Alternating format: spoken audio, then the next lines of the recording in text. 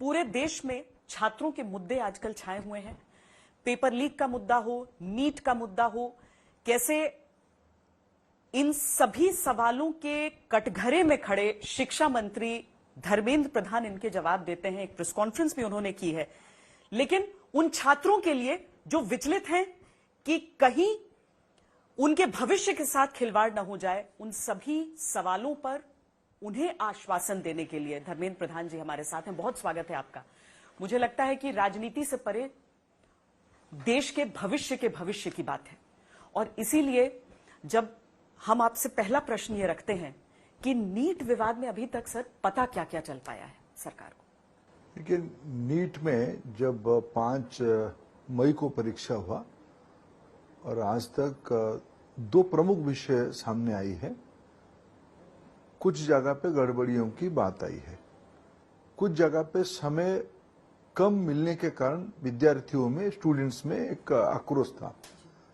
वो लोग कोर्ट पहुंचे, कोर्ट ने उनके ऊपर कुछ सुझाव दिया। एनटीए ने एक फॉर्मूला उनके लिए बनाई,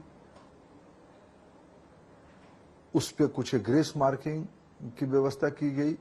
जो ग्रेस मार्किंग एनटीए की या पुरानी इस प्रकार की परीक्षा में नहीं था, लेकिन ऐसे एक व्यवस्था बनाई गई। उसके ऊपर भी कुछ स्टूडेंट फिर कोर्ट गए। फिर कोर्ट की दखल से, कोर्ट की इंटरफेयर हस्तक्षेप से एक सरकार को कहा गया, एनटीए को कहा गया कि आप उसमें से एक विकल्प मॉडल लेके आओ। फिर बहुत सोच समझ के पुनः परीक्षा, जो 1563 छात्र जो जिनको कम समय मिला, ऐसे उन्होंने एक ग्रीवांस रिड्यूसल कमेटी के सामने बात रखे थे, ऐसे विद्यार्थियों को री एग्जामिनेशन का कोर्ट ने एक आदेश दिया। 23 को उनकी री एग्जामिनेशन होने वाला है। उसके अलावा फिर एक विषय आई, 1-2 जगह पे क्वेश्चन पेपर के लिए लेके एक विसंगति ध्यान में आया कि पहले कुछ मिल गया क्या, थोड़ा कुछ लोगों के हाथ में चला गया क्या। एक प्रमुख घटना पटना में ध्यान में आई। पिछले कई दिनों से पटना की पुलिस उसकी तह तक पहुंची, उसकी अंत तक शायद अभी जो जानकारी मेरे पास है, पटना पुलिस इनको सारा विषय को संज्ञान में लिया है। कुछ लोगों के ऊपर कार्रवाई हुई है। उसकी घटना को पूरा एक साइंटिफिक तरीके से उसको उन्होंने एक स्ट्रक्चर में खड़ा किया है। क्या क्या हुई है जानकारी भारत सरकार को देने वाला है। उसके ऊपर हम निश्चित रूप में, मैं आश्वस्त करता हूं, उसके ऊपर भी कुछ कार्रवाई कर ली जाएगी। सर्वोपरि हमारे ऊपर एक जवाबदेही है।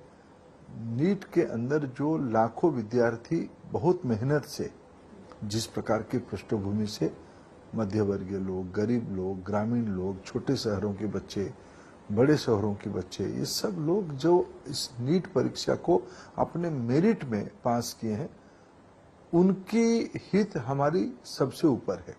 उनकी मन में कोई विचलन ना हो, कोई विचलित ना हो, कोई घबराहट ना हो, ये हमारी सरकार की जिम्मेदारी बनती है। सारे विद्यार्थियों को मैं आश्वस्त करना चाहता हूं, सरकार पारदर्शिता के लिए कटिबद्ध है। कोई भी गड़बड़ी को सरकार मंजूर नहीं करेगी। ये सारे के ऊपर सुप्रीम कोर्ट की अपने एक निगरानी है, देश की जनता की निगरानी है, देश की मीडिया की निगरानी है।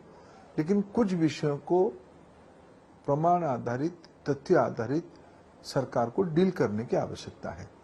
कुछ विसंगति भी ध्यान में आई है, उस सारे विसंगतियों को मैं ठीक करने की जिम्मेदारी भी हम सरकार की ओर से लेते हैं।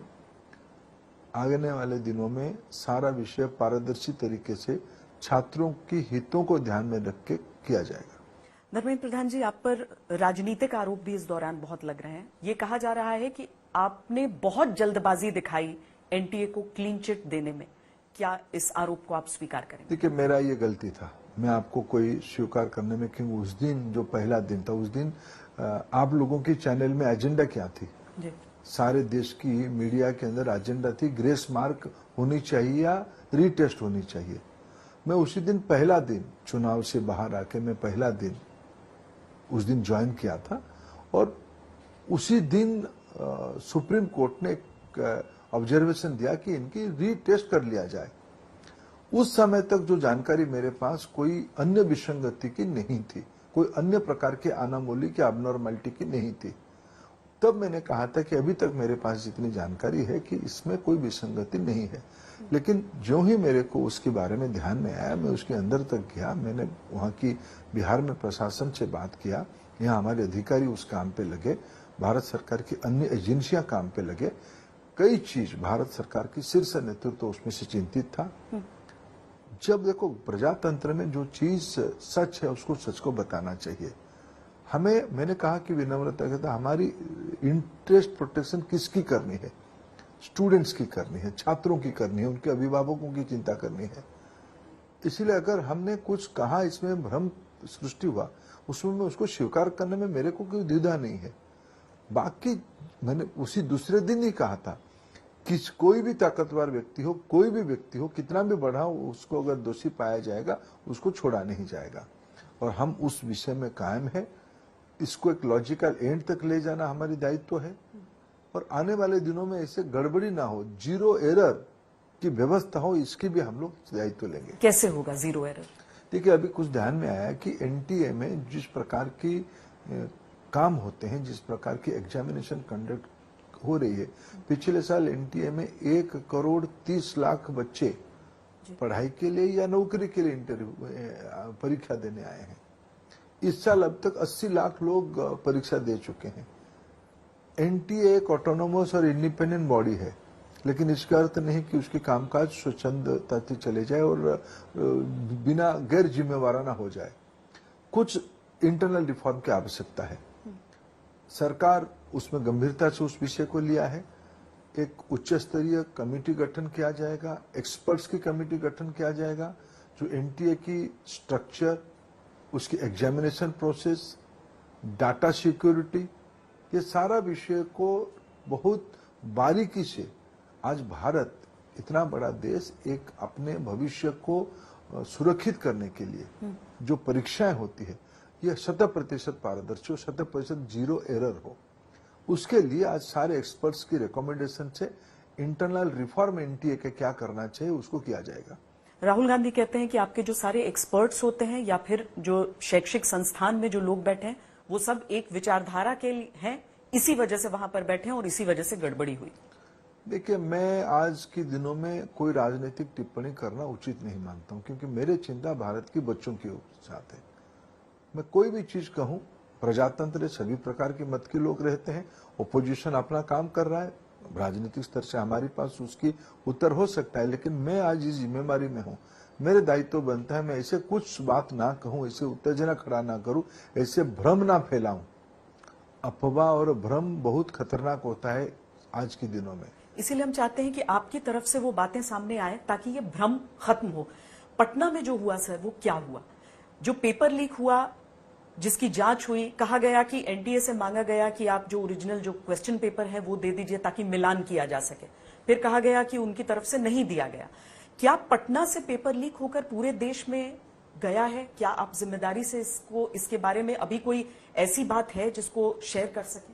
देखिए, प्रथम दृष्टया पटना की पुलिस वहाँ इकोनॉमिक ऑफेंस विंग EOW जो जानकारी भारत सरकार को दिया है, उसको उन्होंने उस अंत तक उन्होंने उसको लॉजिकल एंड की ओर पहुंच रहे हैं।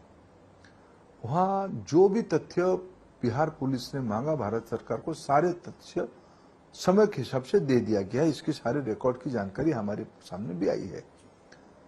ये सारा विषय में कोई कंफ्यूजन नहीं है। पटना पुलिस मूल समस्या को पहचान लिया है, उसको राउंड अप किया है, उसको जीरो डाउन किया है। उनकी रिकमेंडेशन जल्दी भारत सरकार तक आ जाएगी। निश्चित रूप में उसमें कड़ी से कड़ी कार्रवाई की जाएगी। गोधरा में क्या हुआ? देखिए, गोधरा में तो मैं गुजरात पुलिस की प्रोएक्टिवनेस को अप्रिशिएट करता हूं।